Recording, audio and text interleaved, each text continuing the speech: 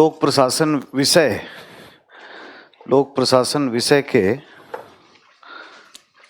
विकास के चरण।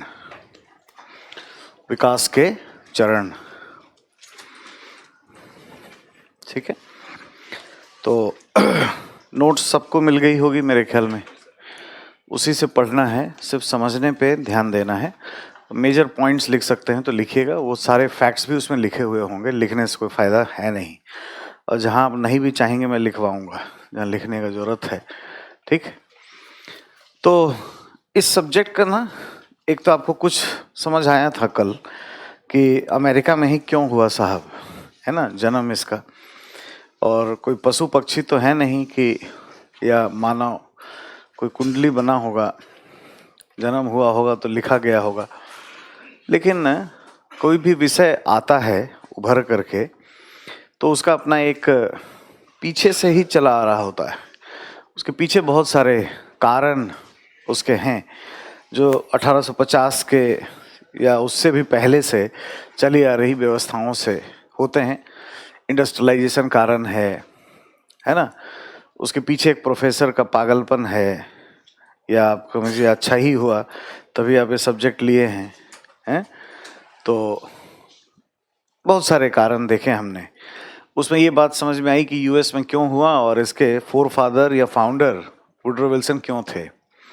अब जब ये सब्जेक्ट का जन्म होता है तो इसका क्या ग्रोथ कैसे हुआ है, प्रश्न उसमें कैसे आते हैं, उद्देश्य हमारा यही है, पढ़ने का, ज्ञान नहीं ज़्यादा लेना है, एग्ज़ाम पास करने का काम हो जाए, इसी के लिए पढ़ रहे हैं। तो इसको ना दो तरीके से हम लोग देखेंगे। एक तो सामान्य तरीके से इसका ग्रोथ कैसे हुआ, इन जनरल, एक जनरल आइडियाज़ हम लोग डेवलप करेंगे, और फिर कुछ स्पेशलाइज्ड आइडियाज़ भी करेंगे। जनरल आइडियाज़ और स्पेशलाइज्ड आइडियाज़ के बीच में डिफरेंस क्या होगा, ये ध्यान देने की बात है। जैसे जनरल आइडिया का क्या मतलब हुआ किसी विषय में, किसी इतिहास में कुछ जनरल आइडियाज़ है। भाई गांधी को बहुत ज़्यादा मान्यता दिया गया है, गांधीयन थॉट्स बहुत अच्छा माना गया, गांधीयन फिलॉसफी, तरीके स्वतंत्रता संग्राम चलाने के, है ना। हालांकि कई लोग गांधी को भी खराब बता देते हैं। अभी कल ही अरेस्ट हुआ है ना, तो वो फासिस्ट कहता था भाई गांधीयन थॉट्स पे कि उसमें धर्म वर्म है तो फांसीवादी है, तो जेल चला गया, शाहीन बाग में हेडक्वार्टर है। ठीक, तो कहने वाले कुछ भी कह लेते हैं। गांधीयन आइडियोलॉजी से अंबेडकर आइडियोलॉजी मैच नहीं करती थी, नेहरूवियन आइडियोलॉजी मैच नहीं करती थी, फिर भी गांधीयन आइडियोलॉजी को भारतीय परिप्रेक्ष्य में सबसे बेहतर बताया गया। ठीक है, कुछ वजह होगा। तो वो जनरल आइडिया जो बना विद्वानों का एक मत के आधार पर, ठीक है, ये बात है। ऐसा ही हर विषय को चलाने वाले कुछ लोग होते हैं जिसमें कुछ मान्यताएं होती हैं। अब जैसे आप पढ़ोगे, थिंकर जब स्टार्ट होगा, थ्योरिस्ट जो इस विषय को परिमार्जित, परिष्कृत, परिवर्धित करते हैं, उन सबके जो जनरल आइडियोलॉजीज हैं मिल करके कि भाई इस विषय को कब माना जाए, कि कब से शुरुआत हुआ इस विषय का। अब आप थोड़ा नेचुरली समझिए, मान लीजिए कि इस सब्जेक्ट का मैं आपको बता रहा हूँ कि 1887 में जन्म हुआ, या एक आर्टिकल लिखा वुडरो विल्सन ने, उस आर्टिकल को माना जाता है, जून में छपता है वो आर्टिकल, जून के महीने में छपा, ठीक है, और ऐसा हुआ। तो अब इसी को क्यों मान ले भाई, ये तय कौन करेगा, मैं कौन होता हूँ तय करने वाला, या कोई लोक प्रशासन एक जिंदगी लगा दे पढ़ने में, तो ये थोड़ी बोल सकता है कि ऐसे हुआ। इसको चलाने के लिए पूरी दुनिया में कुछ कॉन्फ्रेंस हुए होंगे, कुछ सारे विद्वान मिले होंगे। तो होता क्या है कि हम लोग अपना काम करते हैं, किसी फैमिली को चलाते हैं, तो आप किसी फैमिली से आते हैं, आपके फैमिली को चलाने में फिलॉसफी बहुत लोगों का है। आप जो भी हैं, आप जो भी उसके उत्पाद हैं, उसके पीछे आपके दादाजी हो सकते हैं, आपके पिता हो सकते हैं, आपकी माँ हो सकती हैं, आपकी बुआ हो सकती हैं, आपको बड़ा भाई हो सकता है, आप खुद हो सकते हैं। लेकिन कई बार होगा जब आप लोग सब सक्सेसफुल हो जाएंगे, 3-4 भाई बहन हैं, सभी कोई आईएएस हो गया, कोई आईपीएस हो गया, फिर कहीं घूमने जाएंगे पार्टी में, स्विट्जरलैंड जाएंगे, तो कभी बैठेंगे शांति से और इमेजिन करेंगे कि यार हम लोग की ज़िंदगी में बदलाव कैसे आया, कहाँ से थे, स्विट्ज़रलैंड नाम सुने थे और आज हम लोग ज़ूरिख में बैठ के कॉफ़ी पी रहे हैं। तो ये हुआ कैसे, किसने किया ये? तो होगा कि चाचा जी ने नहीं बोला होता ना तैयारी करने के लिए तो हम सीखते नहीं। फिर कोई अगर नहीं नहीं नहीं नहीं, वो बहुत बहुत ये नहीं, पिताजी कोई कुछ बोलेगा, कोई कुछ बोलेगा, फिर उसमें से एक जनरल आइडिया निकल के आ जाएगा कि ही oblique C is the man और women behind all this things, है ना। एक कोई पीढ़ी में आया होगा जो जरूर, देखो पैसा से ही मदद कर देना सब मदद नहीं होता है। वैचारिक मदद करना, कॉन्फिडेंस देना, इमोशनल हेल्प करना, कोई ना कोई ऐसा रहता है जब हम फैमिली से कुछ आउट ऑफ द वे निकल के करते हैं। इसी तरह से विद्वानों ने सेकेंड वर्ल्ड वॉर के बाद इकट्ठे होकर के प्रिंसटन में कॉन्फ्रेंस हुई, कई जगह अमेरिकी की विश्वविद्यालयों में इकट्ठे हुए और लोगों ने इसी पे अध्ययन किया कि भाई कब माना जाए भाई शुरुआत, और किसको बॉस माना जाए। तो ऐसा नहीं है, अभी तो आप एक थिंकर का नाम सुने हो, थोड़ा सा हमने बताया भी नहीं वुडरो विल्सन ने क्या किया। अब बहुत सारे थिंकर के बारे में पढ़ोगे, टेलर, गुलिक, उर्विक, फेयोल, तो क्या इसका योगदान कम है, इसके बिना चला सकते हो, इसके बिना ऑर्गेनाइजेशन चला सकते हो, इसके बिना एडमिनिस्ट्रेशन चला सकते हो? नहीं नहीं नहीं नहीं नहीं, ऐसा आएगा तो बहुतों का है। लेकिन सबसे महत्वपूर्ण गांधी कौन है इसमें, है ना, ये देखने लायक है। तो फिर उसमें तय हुआ कि भाई वुडरो विल्सन ही है, क्योंकि ये व्यक्ति नहीं होता ना तो कम से कम ये होता नहीं। फिर लोगों ने आलोचना भी इसका किया, आप पढ़ोगे वुड विल्सन की आलोचना, अच्छा जी ये पिता हैं लोक प्रशासन के, तो पिता कुछ देता है, क्या दिया इसने, दिया क्या? लोक प्रशासन में वुडरो विल्सन का कितना सिद्धांत, तो 0 बटा सन्नाटा, थ्योरी पढ़ोगे तो एक भी सिद्धांत ही नहीं दिया। तो अब यही है, फिर भी ये पिता कैसे जी, पिता तो कुछ देगा। टेलर का 4 सिद्धांत, हेनरी फेयोल का 14 सिद्धांत, किसी ने 10 दिया, गुलिक का 10, उर्विक का 8, सबने कुछ दिया है, उससे आज की मशीनरी चलती है। इसने तो कुछ दिया भी नहीं, फिर भी इसको पिता क्यों माने? तो कंक्लूजन इसका ये आएगा कि देखो पिता देता होता नहीं है, और सब कुछ करने से ही नहीं होता, करवाने वाले की भी भूमिका होती है। गांधी जी क्या नहीं बन जाते यहाँ पे, चाहते तो राष्ट्रपति, प्रधानमंत्री, नया महाराष्ट्रपति एक पद क्रिएट किया जाता है हमारे लिए, बनाइए, वो प्रधानमंत्री और राष्ट्रपति के बीच में रहेगा, उसका भी बॉस रहेगा, दोनों को डांटेगा, लड़ेगा। तो ऐसा संविधान में एक नया आ जाता, संसदीय प्रणाली के एक नए, जो चाहते वो हो जाता। बने क्या, छोटे हो गए क्या इससे? गांधीयन थॉट्स के अगेंस्ट में कुछ भी करके, कुछ भी बोल के, ना आपका सिविल सर्विसेज होगा, ना आप पॉलिटिशियन हो सकते हैं, ना इंडिया में मान्यता मिलेगा, ना ही कुछ होगा। तो इससे कोई कुछ मतलब करने से, कोई पद पे जाने से ही कुछ नहीं होता, करवाने वाला बहुत है। एक व्यक्ति ने बड़ा लालन पालन किया तो उसको इसका मान्यता दे दिया गया, और उसी के द्वारा किए गए कारनामों को कोई एक जगह चुना गया। देखो ये आर्टिकल नहीं लिखा होता ना जी, तो इस सब्जेक्ट का उदय नहीं होता। ये विषय राजनीति विज्ञान से अलग अपनी पहचान नहीं बना पाता, तो वहां से इसकी शुरुआत मानी जाती है। इसलिए इसको जनरल आइडिया, जनरल डिस्कशन के आधार पे पहले एक हम देखेंगे कि लोक प्रशासन का जो विकास है विषय का, है ना, इसके क्या चरण हैं।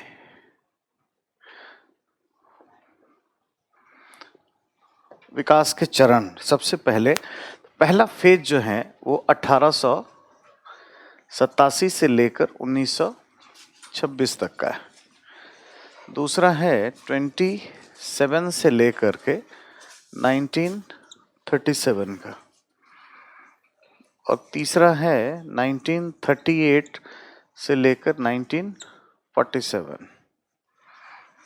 ठीक है, 1948 ऑनवर्ड्स 1970, पांचवा 1970 ऑनवर्ड्स। ठीक है,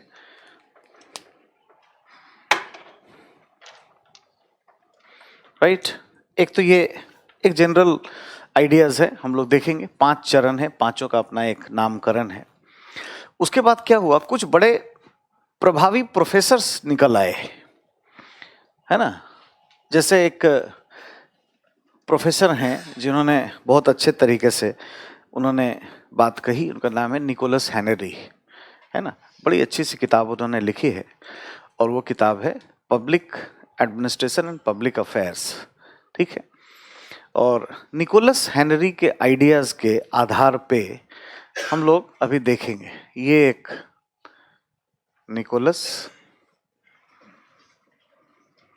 हेनरी, ठीक है।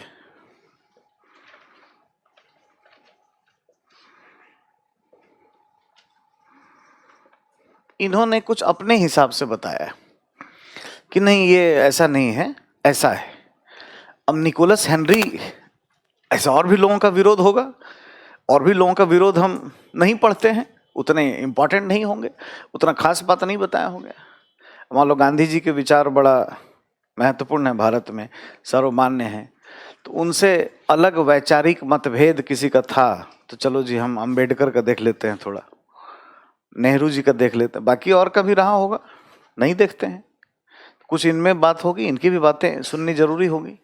तो ऐसे एक दो विद्वानों का हम लोग देखेंगे, वो अपने हिसाब से बताएगा कि भाई सब्जेक्ट का जन्म ऐसे नहीं ऐसे हुआ है, ये है। तो इसके हिसाब से निकोलस हेनरी के हिसाब से पहला फेज जो है वो 87 से नहीं जाता, 1900 से 1900 से शुरू होता है, और ये है 26, उसके बाद 1927, 1937। तीसरा फेज ये इसका 1950 से शुरू होता है और 1970 तक जाता है। चौथा फेज 1956 से शुरू होकर 1970 जाता है, और पांचवा फेज 1970 ऑनवर्ड्स जा रहा होता है, ठीक है। अब आप ऐसा ना समझें कि इसमें दुनिया खत्म हो गई थी, 37 के बाद यहाँ कुछ है नहीं या गलती है, आप उतना दिमाग मत लगाइए, है ना। थिंकर को पढ़ने के लिए ना अपना दिमाग पहले घर में छोड़ के यहाँ आया करिए। जैसे कुछ सिनेमा मिथुन चक्रवर्ती का देखने जाओगे, दिमाग लेके जाओगे तो समझ नहीं आएगा। तो जब तक थिंकर चले ना तब तक अपना दिमाग को स्विच ऑफ रखो, तब तक जब तक ये बात सुन ना लो। क्लास के बाद दिमाग को ऑन, पहले परसीव कर लो, परसीव क्या कह रहा है, फिर आलोचना करने का फ्रीडम है। क्योंकि आप ऐसे ही सोचते रहोगे, एक आगे बढ़ जाएगा गाड़ी और हो जाओगे परेशान। इसीलिए जब तक थ्योरिस्ट है पहले क्लास, नोट्स बाद में पढ़ो। राष्ट्रपति, राज्यपाल या पंचायती राज या फिर जो भी और सब आता है, सब पढ़े से पढ़ के आओ। थिंकर में पहले सुनो, पढ़ो बाद में, तो कम समय में एक ही बार में काम हो जाएगा। और उतनी समझ बनाने के लिए फिर वो 10 साल बाद बहुत किताब पढ़ के बाद में सबको किनारे करके फिर समझ आती है। तो ये एक व्यक्ति है, इंडिविजुअल। आप नहीं कह रहे हो ना, ये मैंने नहीं कहा है ये, इसलिए ये ना चिंता करें यहाँ के बाद 38 आना चाहिए, वो क्यों नहीं है। दिमाग जो है, जो पीछे से एंटीना चलता है वो छोड़ देना है ना।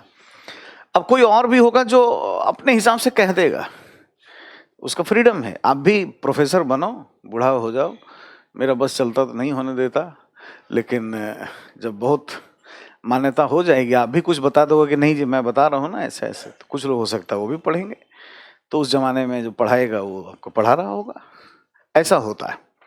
जवान सब्जेक्ट है ना, तो सब्जेक्ट का अब ये चीज कोई राजनीति विज्ञान में नहीं पढ़ता है कि राजनीति विज्ञान का उद्भव कैसे हुआ, कब हुआ, कोई पता नहीं चला कब हुआ, है ना, हो गया बस। सुकरात के जमाने से कुछ बात चली मनुष्य के, ये वो प्रकृति के बारे में, ऐसा होता है वैसा होता है। और राजा आया तो राजा का भी जो व्यवस्था है उसको भी राज्य मान लिया गया। कब राज्य की उत्पत्ति हो गई, वो कौन सी घड़ी थी, वो कौन से दिन थे, किसी ने लिखा नहीं, किसी ने पता नहीं चला, है ना। तो ऐसे ही हो गया, उसका एक नेचुरल ग्रोथ हुआ है। बट ये सब्जेक्ट क्या है, आया है। जैसे भारत का संविधान आया है तो आप डेट रट रहे हैं, 26 जनवरी 1950 को लागू है। ब्रिटेन का कब से लागू है, कुछ है ही नहीं, संविधान ही किधर है नहीं पता, कहाँ रखा हुआ है नहीं पता, कौन सा कागज संविधान का कागज है नहीं पता। 1215 का मैग्ना कार्टा भी उसमें है, 1687-88 का बिल ऑफ राइट्स भी है, मिनिस्टर्स ऑफ क्राउन एक्ट भी है, और 1991 का भी एक्ट है, उसको भी संविधान के जैसा मानता है। किस चीज़ को कई ऑफिशियल ऑर्डर संविधान के जैसा मानता है। तो ऐसी चीज़ें हैं, है ना। तो इसको इसी नज़रिए से परसीव करना चाहिए, इसी नज़रिए से समझना चाहिए, और इस विवाद में नहीं पड़ना चाहिए पहले तो, नहीं तो फिर वो आंसर करते समय हमेशा एक कंफ्यूज दिमाग रहता है ना, ये बात है। और ये मैंने पाया है, हिंदी के दोस्त हमारे जल्दी से एडजस्टमेंट करने में थोड़े देर करते हैं, इंग्लिश वाले मस्त रहते हैं, ये सब ज़्यादा लोड नहीं लेते, कम पढ़ते हैं, आपको थोड़ा खराब से बोले, थोड़ा धोखा भी देते हैं तो भी पास कर जाते हैं। हवाबाजी का भी महत्व तो जानते हो, कैसे करना है ना, कब क्या बोलना है, इमोशनली इंटेलिजेंट होते हैं, तो उनके लिए इजी हो जाता है। हिंदी वाला यही सोचता रहता है 87 के बाद 88 आता है, ये काहे नहीं आया, इसी में रह गया, उसका कुछ चला गया, समझ गए, ये कष्ट का विषय होता है। तो इसीलिए तैयारी मैकियावेलियन स्पिरिट से करना चाहिए, है ना। फॉक्स एंड लायन थ्योरी, लोमड़ी के सिद्धांत, आंसर्स को पकड़ने का, क्वेश्चन को पकड़ने का मारक क्षमता डेवलप करना है, दैट्स ऑल। बताना नहीं है दुनिया को कि हम एक साल समझने, दूसरे को मूर्ख है, पागल है, पता नहीं क्या पढ़ता है, घर में क्या खाता है, जिधर देखो इसका बिहेवियर अजीब सा है। जब आ जाएगा ना रैंक 12 है, इसी घर में रहता था, तो उस रूम लेने के लिए लोग मार लाइन में खड़े रहेंगे, ठीक है, यही पागल था इसमें। और उसके बाद रोज ऑटोग्राफे दोगे, फिर उसके बाद कोई नहीं कुछ बोलेगा, तो ये तरीका है, ठीक। एक और प्रोफेसर हैं जिनके बारे में देखेंगे हम लोग, उनका नाम है गोलम्बस्की, उनको भी मान्यता है तो उनको भी देखना चाहिए, ठीक है। गोलम्बिवस्की,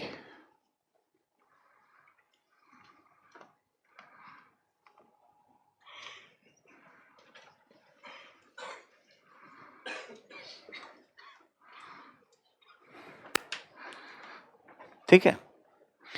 गोलम्बस्की ने कोई टाइम नहीं बताया जी, कोई फेज नहीं बताया, 4 कोटेशन दे दिए, है ना। Analytic politics and administration, concrete politics and administration, और एडमिनिस्ट्रेटिव साइंस और पब्लिक पॉलिसी पर्सपेक्टिव, 4 बात बोल दिया। उसको हम लोग फेज में देख लेंगे, वहां पहुंचते हैं तो उनकी बात करेंगे। पहले तो एक जनरल आइडिया हम बनाएं, एक सब कुछ पहले से पढ़े हों ना पढ़े हों उसको किनारे करके कि इस विषय ने कैसे अपना जगह बनाया। कहानी यहाँ से शुरू होगी और मिनिमम तथ्य भी हमें याद करने हैं। फिर अब यहाँ पे यही बात है, हर चीज समझा नहीं जाता है, कुछ चीज रट्टा मारना है, और लिखवा नहीं रहा हूं चूंकि वो अच्छे से लिखा हुआ है और एक्सपेक्टेशन यही है कि उसको आप रट जाओगे। जो यहाँ के कुछ तथ्य हैं, यहाँ के कुछ तथ्य हैं, इस बीच में कुछ तथ्य होंगे, मिनिमम फैक्ट्स विथ कॉन्सेप्ट, उसको अवॉइड करने के बाद जगह नहीं मिलेगा बैठने का, ठीक है ना, ये बात है।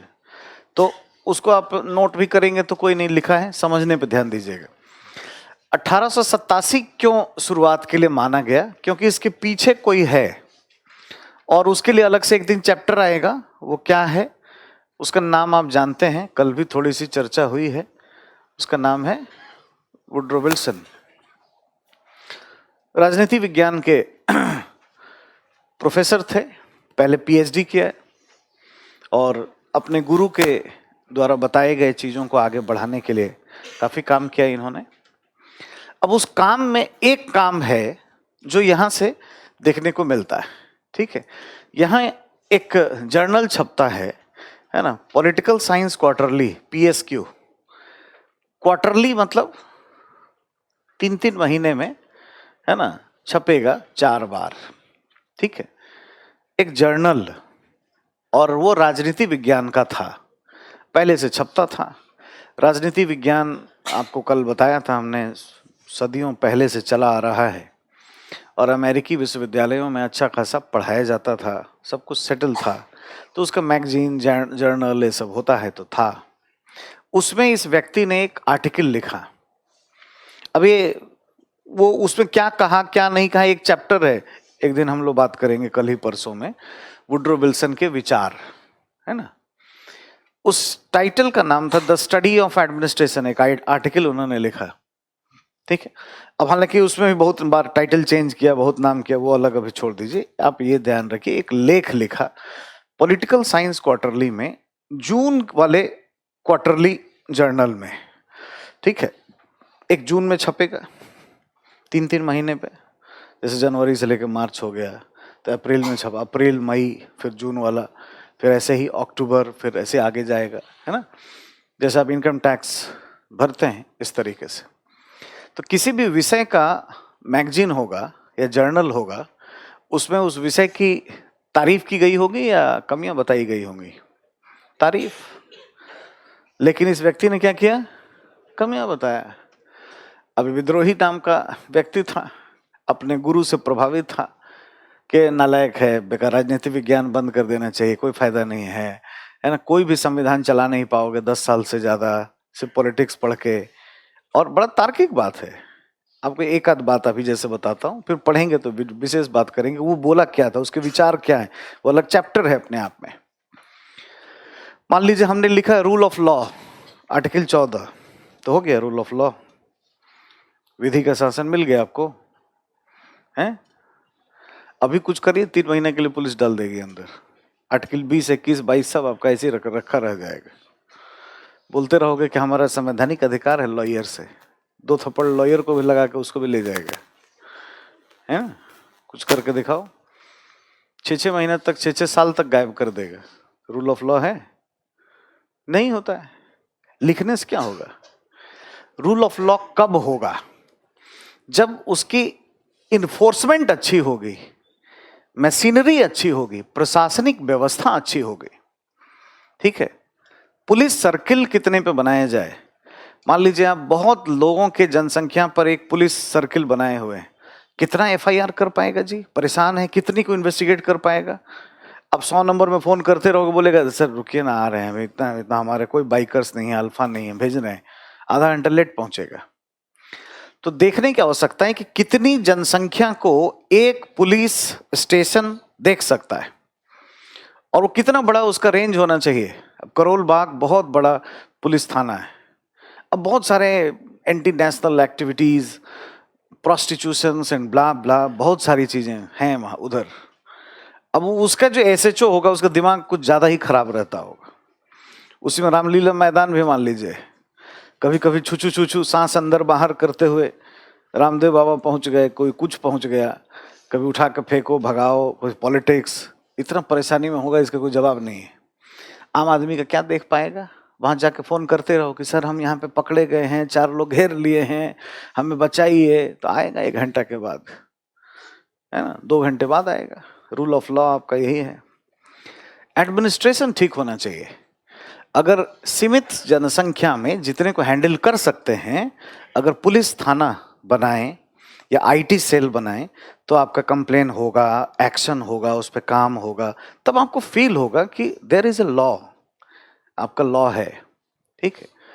और अब मैं अपना ही बात बताता हूँ। एक मैं जा रहा था गाड़ी से और एक आके दारू पी के मार दिया, रेड लाइट पे खड़ी थी। हम तो कूल रहते हैं, हम तो ये सबसे कोई, अब हमारे लोग जो थे ड्राइवर है, 20 लाख का गाड़ी में मार दिया, तो ये किया वो किया, बैठो बैठो बैठो। तो वहाँ पे 100 नंबर किया। मैं चाहता तो किसी को भी पैरवी कर सकता था। बहुत सारे मीना हमारे एसीपीज भरे हुए हैं दिल्ली में, बहुत सारे। एगमोट्स कैडर में सबसे ज़्यादा ऑफिसर है हमारे। अब जो चाहें इजीली हो सकता था, देखिए हमने 100 नंबर में किया। रात को 10-11 बज रहा होगा, कम से कम 1 घंटे के बाद दारू पी करके ऐसे ऐसे हिलता हुआ एक बाइकर पहुंचा। हाँ जी, कहाँ, कैसा, क्या हुआ? बोला आइए आइए आइए, आप ही के तलाश में थे, है ना। ये दिल्ली की बात है। और कहाँ पे है ये? जो सीपी से उतरते हो नीचे, बिल्कुल उसके रेड लाइट पे। अब 2 थाने लड़ रहे थे उसमें कि हमारे क्षेत्र में आता, दोनों थाने के बीच में था वो, ठीक है। तो सेंट्रल दिल्ली वाला छोड़ देता था कि नहीं है, करोल बाग वाला कह रहा था कि मेरे में नहीं है। 2-3 बार हेडक्वार्टर को फोन किया, उसके बाद कुछ करके आया, फिर बोला हाँ जी कर लो, मैनेज कर लो, आप लोग आपस में देख लो। अब वो जो था बेचारा नीरी टाइप का डॉक्टर कोई था, ड्राइवर, किसी गुजरात की किसी कंपनी की गाड़ी चला रहा था, बिहार का ये वो, फिर वो अपना बिहारी स्टाइल में बात किया कि आप इतने बिहार के हो क्या ऐसा, तो माफ़ कर दीजिए। मैं माफ़ी करने के लिए खड़े हैं, नहीं तो अब तो बहुत कुछ कर देते, लेकिन देखने के लिए कि कुछ होता है कि नहीं होता है, वो भी एक एक्सपीरियंस था। कुछ भी नहीं होता है। तो इंडिया में क्या है ना, ये सब पढ़ते हो कागज में, जब डील करोगे ना तो पता नहीं चलेगा लॉ है कि नहीं, कि किधर है, कोई भी कुछ भी कर देता है। तो एक्चुअल में जरूरी क्या है, राजनीति से सब नहीं होगा, है ना, पॉलिटिक्स से नहीं होगा, एडमिनिस्ट्रेटिव सिस्टम से अच्छा होगा। ठीक है, अब कोई नेता मुख्यमंत्री का फोन चला जाए तो काम होगा, कितने लोगों के लिए फोन जाएगा, कितने लोगों के लिए होगा। अमेरिका में रूल ऑफ लॉ है तो इन्फोर्समेंट एजेंसी मजबूत है, एडमिनिस्ट्रेशन पावरफुल है ना, राजनीति के हस्तक्षेप से बाहर है, ऑटोनॉमस है। एक लॉ तोड़ दीजिए आप कितने भी राष्ट्रपति के बेटे क्यों ना हो, बेटी, आप बचना मुश्किल है। तब रूल ऑफ लॉ उनको पता चलता है। तो एडमिनिस्ट्रेशन का महत्व तो है ही है, ऐसे समझाया तभी तो दिलों में लगा होगा लोगों को। और राष्ट्रपति बना, 8 साल रहा धमाकेदार राष्ट्रपति, ये प्रोफेसर, ठीक है। और इंडिया में बोला होता तो यहाँ लोग हरा देते चुनाव, हालांकि ये सब समझ में नहीं आता, यहाँ दूसरे तरीके से काम होता है। तो उसने आर्टिकल लिखा था 1887 के इस जून वाले मैगजीन में, अगर यूजीसी का कोई एग्जाम हो तो जून टिक मारना, ठीक है, कोई ऑब्जेक्टिव टाइप का एग्जाम हो तो। और माना जाता है कि उसमें जो तर्क दिए ना उसने सेंसिटाइज कर दिया और ये विषय की उत्पत्ति हुई, वरना उत्पत्ति नहीं होती, इसीलिए 1887 ये काउंट किया जाता है। हालांकि इसके पीछे के कई दशकों के घटनाक्रम इसमें हैं, है ना, वो औद्योगिकरण ब्ला ब्ला जितनी बातें हुई हैं वो सारी बातें इसमें छुपी हुई हैं। ठीक, ये वाला जो पॉइंट है, यहाँ पहुंचने से पहले इस दरमियान कुछ हुआ है, इसकी कहानी आपको पता है। वुडरो विल्सन का अमेरिका का राष्ट्रपति बन जाना 1913 से लेकर के, है ना, अगले 8 साल तक, 19 तक ऑलमोस्ट प्रेसिडेंसी में रहना, 1912 में चुनाव लड़ना, ठीक है। और जब राष्ट्रपति बना तो पैसा खर्च किया, हर एक विश्वविद्यालय को ग्रांट्स दिया, वहाँ पे पब्लिक एडमिनिस्ट्रेशन का डिपार्टमेंट खुलवाया। ये सब इसका योगदान है और ये सब इस विषय के उद्भव के लिए जरूरी है, ठीक है। और राजनीति विज्ञान से अलग इस विषय को स्थापित किया गया। इसलिए जो पहला फेज है इसको हम लोग कहते हैं राजनीति प्रशासन द्विविभाजन। आपके नोट्स में लिखा होगा, अपने सामने रखिएगा तो इजी रहेगा। पॉलिटिक्स एडमिनिस्ट्रेशन डाइकोटमी, पहला चरण। डाइकोटमी द्विविभाजन, एक से दूसरे को अलग करना। उस अलग करने में एक तो तथ्य ये ध्यान रखना है, दूसरा इसमें जो राष्ट्रपतित्व के अपने काल में जो फंडिंग किया, बताया, सिलेबस वगैरह दिया, ये सब चीज इसमें शामिल होता है। इस बीच में चीजें और भी बदली, ठीक है। 1914 में यहाँ पे 1914 में अमेरिका में पॉलिटिकल साइंस का एक एसोसिएशन होता था, ठीक है ना, association for the political science. ये एसोसिएशन क्या बात करता होगा, प्रशासन का कि राजनीति का? राजनीति का, लेकिन ये भी इसके प्रभाव में आ जाता है और ये मानने लगता है राजनीति विज्ञान के विद्वानों का संघ कि देखो भाई, ऐसा है कि देश चलाने के लिए अच्छे तरीके से, है ना, ये लिबर्टी, इक्वालिटी, फ्रेटर्निटी, है ना, संप्रभुता, इन पे चर्चा करोगे, ड्रिंक करते रहोगे, कुछ होगा नहीं। कुछ प्रैग्मेटिक, कुछ प्रैक्टिकल, व्यवहारिक, जिससे रोटी मिलता है लोग, भोजन, ऐसे बातों पे बात करना होगा। और उसमें एक आता है ब्यूरोक्रेसी, नौकरशाही। उनकी भर्ती कैसे हो, रिक्रूटमेंट कैसे किया जाए, कैसे लोग शासन व्यवस्था में चलाएं, है ना। आज मोदी जी सोचते हैं ना भाई कि हमें, जब मैं आया तो हमें पुराने प्रशासक मिले, उनका माइंडसेट अलग था, कॉपरेट ही नहीं करते थे। मैं कुछ और करना चाहता हूँ, वो कुछ और करना चाहते हैं, तो लो भाई लेटरल एंट्री, ये वो, छटैया, बाहर भागो, निकाला ना, ब्यूरोक्रेसी पे सोचा। जब तक आपको एक अच्छी नौकरशाही नहीं मिलेगी, तब तक आप अपनी नीतियों को लागू कैसे कर पाएंगे? तो उसमें भी सोचना जरूरी है कि भर्ती की प्रक्रिया कैसे हो, ठीक है। दूसरा, कैसे पदोन्नति की जाए, कैसे उसको प्रशिक्षित किया जाए, किस तरीके से कार्य संपन्न किया जाए, इस बारे में विचार होना चाहिए। मतलब राजनीति विज्ञान का संघ जिसको बात करना था राजनीति के विषय वस्तु पर, वो प्रशासन के विषय वस्तु पर बात कर रहा है। ये भी अपने आप में लोक प्रशासन को उद्घटित कर रहा है, उसका जन्म हो रहा है, वो अपना आकार ले रहा है। इन अर्थों में इसको देखा जाना चाहिए, ठीक है। इतना ही नहीं, यहाँ पे एक विद्वान मिलेंगे 1900 में, अमेरिकन है, इनका नाम है गुडनाओ। इन्होंने एक किताब लिखी और उस किताब में वही बात किया जो वुड्रो विल्सन ये कर रहे थे। वुड्रो विल्सन ने माना कि भाई राजनीति का काम नीति का निर्माण, नीति बनाइए, चुप रहिए, और सिर्फ नीति बनाने से ही कुछ होता नहीं है, क्रियान्वयन का पक्ष बड़ा इंपॉर्टेंट है। अगर एग्जीक्यूशन नहीं होगा तो कोई लाभ नहीं। आप भी अपना खूब बनाइए स्ट्रैटेजी और पढ़िए ही मत, एग्जीक्यूट ही मत करिए, तो उसका कोई फायदा है? कभी पास नहीं करोगे। तो क्रियान्वयन का पक्ष महत्वपूर्ण है। Action is more important than analysis और थिंकिंग, डेरिवेशन, ठीक है। इस तरह की बातें इन्होंने की। इस व्यक्ति ने किताब लिखी, इस किताब का नाम था politics and administration. Politics and admin, आपके नोट्स में लिखा होगा, है ना, राजनीति एवं प्रशासन, ठीक। इस किताब के नाम से ही आपको पता है कि इसमें क्या कहा गया होगा कि राजनीति का काम नीतियों का निर्माण करना और प्रशासन का काम उसका क्रियान्वयन करना है। और इस आइडिया ने सप्लीमेंट किया किसके आइडिया को? वुड्रो विल्सन के विचार को, उसको और महत्ता प्रदान किया और उसको मजबूती दिया। यद्यपि ये जो किताब है, इन्होंने इसके प्रेफिस में लिखा कि देखो जी, ये किताब मैं पॉलिटिकल साइंस के लिए लिख रहा हूँ, ये पब्लिक एडमिनिस्ट्रेशन का किताब नहीं है। मतलब पब्लिक एडमिनिस्ट्रेशन के विषय वस्तु नहीं होंगे, मैनेजमेंट वाला चीज नहीं होगा, जैसे कम्युनिकेशन, मोटिवेशन, लीडरशिप, ये सब नहीं होगा, है। रिसोर्स मैनेजमेंट कैसे करते हैं, ये नहीं होगा। कार्मिक प्रशासन नहीं होगा, वित्त प्रशासन नहीं होगा। क्या होगा? लिबर्टी, क्वालिटी, न्याय, जस्टिस, ब्ला ब्ला, जो राजनीति विज्ञान के विषय वस्तु हैं। विषय वस्तु तो वो थे, लेकिन इस किताब में स्वीकार कर लेना अपने आप में बड़ी बात है। और ये भी ये दर्शाता है कि राजनीति विज्ञान से अलग एक विषय के रूप में लोक प्रशासन अपना आकार ले रहा है, ठीक है। यहां तक आते आते 1926 को माना जाता है कि राजनीति से प्रशासन अलग एक अपना पहचान बना लिया है। तो 26 का कुछ तथ्य है जो हमें ध्यान में रखना चाहिए। वहाँ पे एक विचारक हैं एल.डी. वाइट, जिन्होंने किताब लिखा, और वो लोक प्रशासन की पहली पाठ्य पुस्तक है और उसे कहा गया introduction to the study of public administration, ठीक है। Introduction to the study of public administration, नाम ही है इंट्रोडक्शन, ठीक है। लोक प्रशासन का पहला पाठ्य पुस्तक, राइटर है एल.डी. वाइट।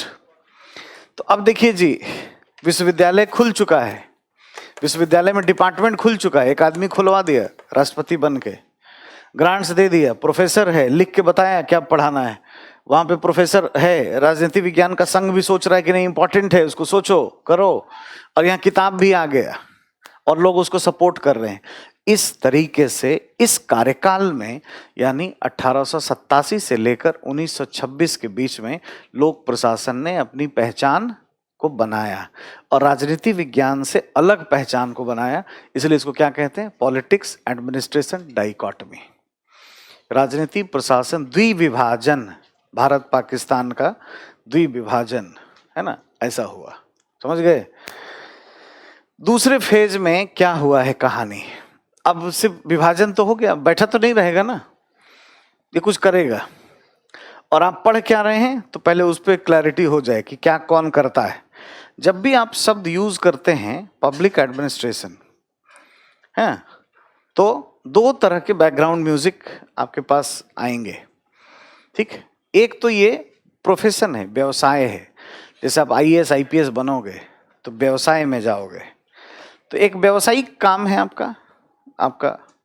और एक ये मैं कर रहा हूँ या और प्रोफेसर लेक्चरर यूनिवर्सिटी में करते होंगे, ये एक अध्ययन का विषय भी है।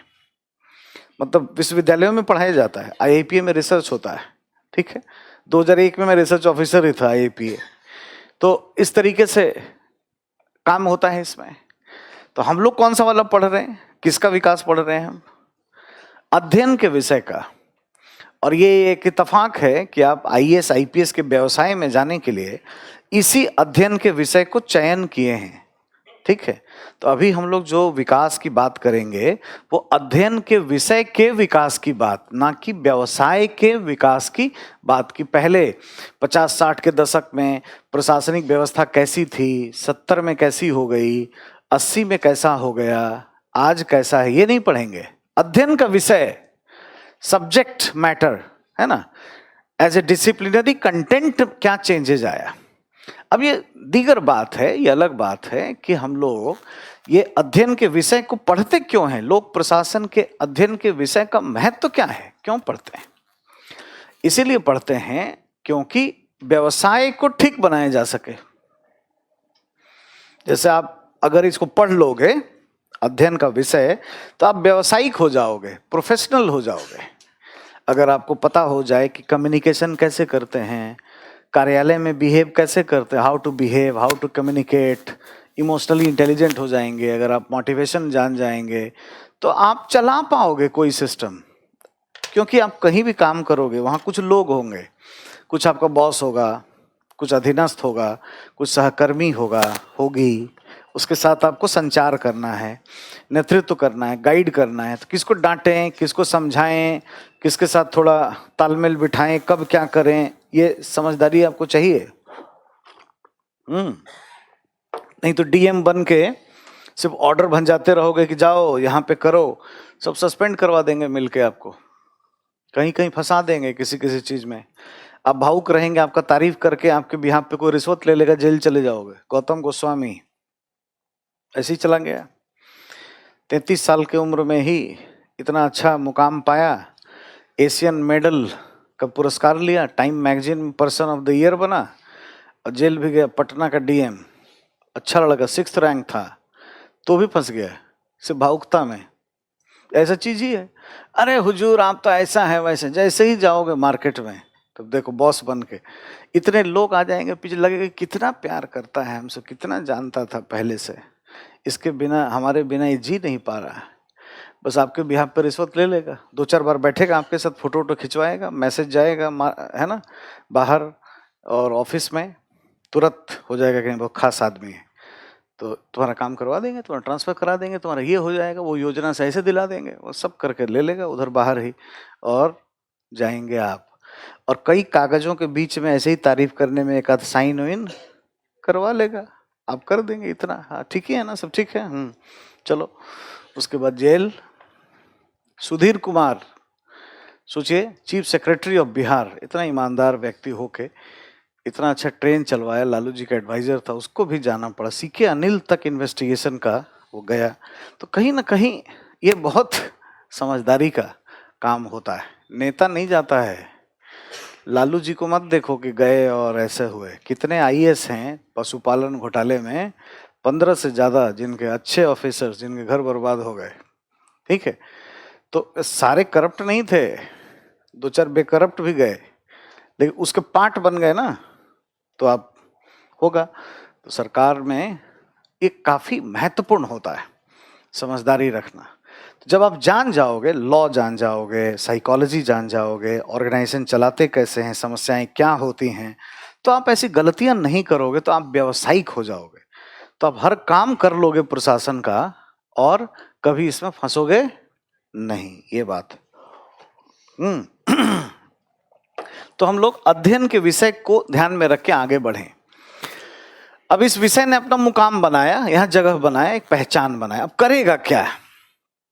तो यहां पे आपके लिए एक टाइटल लिखा होगा, आपके नोट्स में लिखा होगा, एम्फेसिस ऑन थ्योरीज, ठीक है, सिद्धांतों पर बल, या सिद्धांतों का कार्यकाल, सिद्धांतों का span of theories, span of principles, ठीक है, कुछ ना कुछ ऐसे टाइटल लिखे हो, सिद्धांत, थ्योरीज शब्द लिखा होगा, है ना, ये एक शब्द आया होगा। मतलब इसने सिद्धांत खोजा, थ्योरीज, प्रिंसिपल्स, इस एरिया में काम किया। एक ही शब्द ध्यान रहे, पहला द्विविभाजन डाइकोटमी, दूसरा एम्फेसिस ऑन थ्योरीज। अब ये क्यों हुआ ये हमें समझना है और कुछ मिनिमम तथ्य भी याद रखना है, ठीक है। और जब थ्योरीज पढ़ेंगे तो बिना यादें रखे मास्टर हो जाते हैं। अभी तो ये क्या है कि आप जो चैप्टर पढ़ रहे हैं अपने आप में पूरा सिलेबस ही है। अरे लोक प्रशासन का उद्भव, विकास की यात्रा, आज की स्थिति तो खत्म हो ही नहीं गया, एक ही चैप्टर में खत्म। लेकिन ये सारे चैप्टर पढ़ने हैं अलग से। अभी आपको कितने थिंकर यहाँ से यहाँ तक मिलेंगे, 15-20 दिन झेलवाते रहेंगे आपको, है ना। यहाँ पे वुड्रो विल्सन का अपने आप में अभी वो खत्म नहीं हुआ है, ये पूरा का पूरा चैप्टर है। यहाँ पे पब्लिक पॉलिसी का फेज है, तो लोक नीति एक यूनिट है, पूरा 10वां यूनिट आपको पूरा पढ़ना है। और ये पढ़ गए तो पूरा सिलेबस ही खत्म हो। ये तो ट्रेलर टीजर टाइप का है, एक जस्ट आउटलुक कैसे कैसे हुआ इस विषय में। अब उसके हिसाब से एक एक करके फिर आप आगे जाएंगे। थ्योरीज पर इसलिए बल आ गया क्योंकि ये जो व्यक्ति था राष्ट्रपति, इसने कुछ करवाया, ठीक है। इसने एक स्टेटमेंट जारी किया कि there should be a science of public administration which shall seek to strengthen the path of the government. एक लोक प्रशासन का विज्ञान होना चाहिए जो सरकार के संचालन के पथों को आसान बनाता हो, है ना।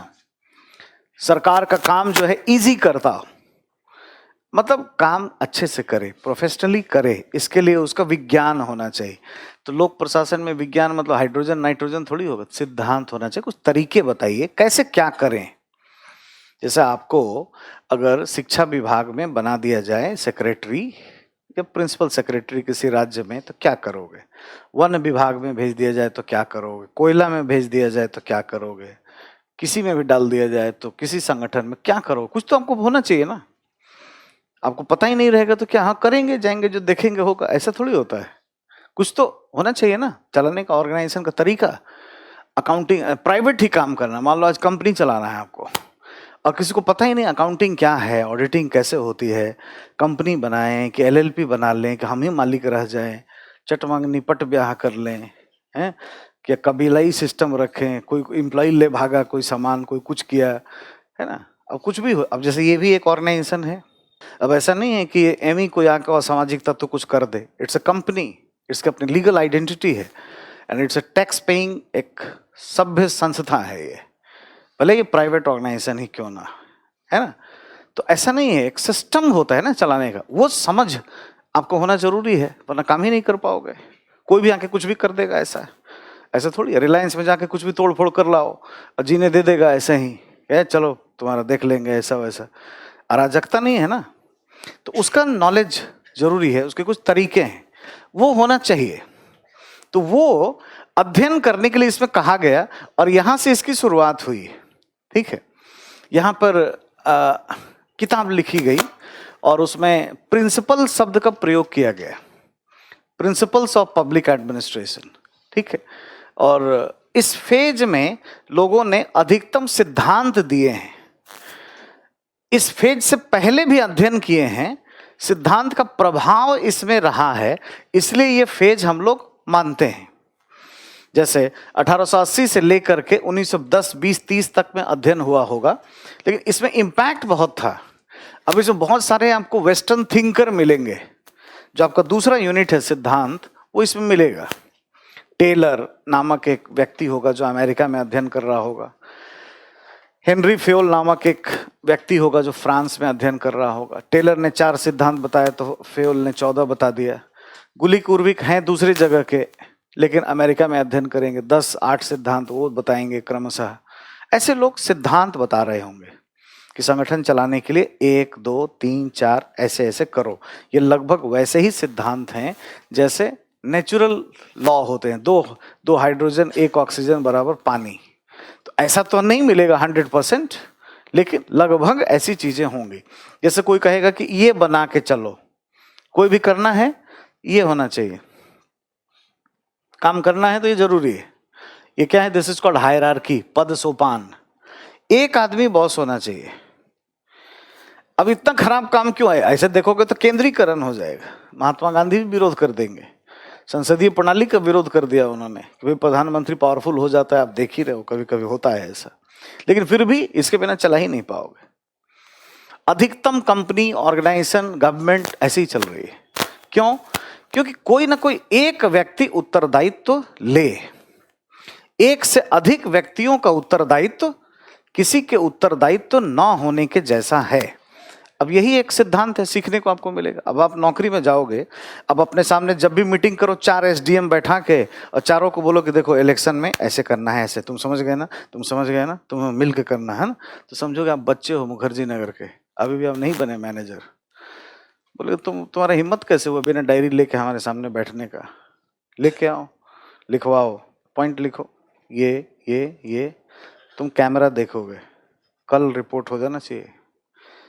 इधर क्या है, ईवीएम मशीन लेने गए, टीम लो, जितना पैसा खर्चा करना करो, है ट्रेजरी को मैं बोल देता हूँ, सिग्नेचर नंबर तुम्हारा, जो भी जितना डालोगे पैसा निकलेगा, यहाँ होना चाहिए।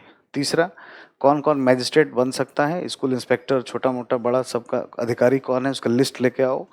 चौथा ये, पांचवा ये, तब तो होगा, नहीं तो कूटे जाओगे आप ही, समझ गए, सस्पेंड हो गए, वो सब नहीं होंगे। डिस्ट्रिक्ट इलेक्टरल ऑफिसर कौन है? तो क्या एक व्यक्ति का उत्तरदायित्व, एक से अधिक लोगों का उत्तरदायित्व किसी के उत्तरदायित्व न होने के जैसा होता है। This is called theories. और आपको इसको एज ए मैनेजर, आपको अच्छा लगे ना लगे, ये डेमोक्रेटिक हो या ना हो, देखो मैं अपनी बात बताऊं, मैं मैनेजमेंट पढ़ाता हूं, नाइसली मिसमैनेज्ड ऑर्गेनाइजेशन हमारा ही रहता था, ठीक है। इससे पहले भी मैं और हम लोग पबैड के मैनेजमेंट के इतना कुछ मैं पढ़ाई छोड़ के अगर उसमें सिर्फ चला जाऊं एज ए मैनेजर, तो अंडे का भी दुकान खोलूंगा तो मैकडोनल्ड से बड़ा हो जाएगा। लेकिन यही है कि फिर टीचर और मैनेजर दोनों का स्वभाव अलग होता है। टीचर बनते ही आपको भावुक होना पड़ता है, आपको कंसर्न होना पड़ता है, आपको ब्ला ब्ला करना पड़ता है। मैनेजर को ये नहीं चलता है, चला नहीं पाओगे, समझ गए। ये बड़ा मुश्किल घड़ी होती है कि यहाँ खड़े हो गए, यहाँ से बाहर गए तो कुछ और हो जाए। अब हो जा रहा है, कुछ कोशिश कर रहे हैं कि हो पाए, तो वो भी जरूरी है, वरना काम ही नहीं होगा। लेकिन ये दो तरह की चीजें हैं। तो मैनेजरियल स्किल हमेशा डिफरेंट होता है और वो जाने बिना कोई नहीं चला पाएगा। और ऐसी ही चीजें यहाँ पे होंगी, वो कुछ बताएंगे लोग, हम लोग पढ़ेंगे। अब आज पढ़ ही नहीं सकते क्योंकि पूरा सिलेबस ही खत्म हो जाएगा, 15-20 दिन लगेगा। तो इसमें कुछ सिद्धांत हम पढ़ रहे होंगे, ठीक है। तो हमें क्या करना चाहिए? अच्छा ये क्यों है, यहाँ पे 2 लोग हैं, 2 लोग मतलब 2 नालायक भी निकलेंगे, कुछ ऐसा सिद्धांत बताएंगे जो अच्छा नहीं है। गुलिक और उर्विक, उन्होंने एक किताब लिखी, मिल के कंपाइल की। उस किताब का नाम था papers on the science of administration. Science of, पिताजी क्या बोले थे? साइंस खोजो, there should be a science of public administration, एक विज्ञान होना चाहिए। इन्होंने कह दिया लीजिए साहब, क्यों? पैसे चाहिए, प्रोफेसर को क्या चाहिए, रिसर्चर को क्या चाहिए। प्रेसिडेंट थे उनका, आईपीए न्यूयॉर्क में एक इंस्टीट्यूट खोला था उन्होंने, जैसे यहाँ पे इस जमाने में IPA, institute of public administration New York, research institute था। इसी में एक आई लगा दोगे तो नेहरू जी ने खोल दिया आईटीओ में 1954 में भारत में, Indian Institute of public Administration. जो Indian Institute of public Administration जो है हम लोगों का 1954 में स्थापित हुआ है। नेहरू जी उसके पीछे हैं, बड़ा इसको इम्प्रूव करने के लिए चाहते थे। और अमेरिका के एक प्रोफेसर जिनका नाम है पॉल एच एप्पलबी कमेटी के अनुशंसा पर खोला गया, दिल्ली में है, आईटीओ के पास है, ठीक है। बड़ा अच्छा उसका लाइब्रेरी है, ग्राउंड फ्लोर पे है, आप भी जा सकते हो, ठीक है। खूब सारी किताबें हैं, मस्ती कर सकते हो जाके, लेकिन मत जाना, है ना, हो सकता है अगर वो चेंज नहीं हुआ होगा लाइब्रेरियन तो, लेकिन जाओगे तो कुछ और होगा। जैसे जाकर बोलोगे ना जिला प्रशासन, तो यहाँ से एक फ्लोर ही आ जाएगा, डिस्ट्रिक्ट के एडमिनिस्ट्रेशन पे किताब होगा, पढ़ते रहो। थ्योरीज तो एक फ्लोर ही है, जाओ। एशिया का सबसे बड़ा लाइब्रेरी है आईपीए का, ग्राउंड फ्लोर पे है। उसका जर्नल भी आता है ना, सेकंड फ्लोर पे पब्लिकेशन का उसका है, वहाँ से जर्नल खरीद सकते हो, इंग्लिश में हिंदी में दोनों में आता है। कुछ लोग आपको बोलेंगे भी, पढ़ाने वाले लोग, कि हम जर्नल दिलवा देते हैं। अरे कोई भी ले सकता है, जाओ वहाँ पे मिलता है, है ना। उससे भी ज़्यादा जर्नल चाहिए तो हमारे घर आओ, टॉयलेट बाथरूम तक जर्नल दिखाता हूँ, ठीक है, जब से बना है तब से। और आईपीएन न्यूयॉर्क का भी जर्नल है, और एक यूरोपा करके इंस्टीट्यूट है फिलीपींस का, उसका भी आता है।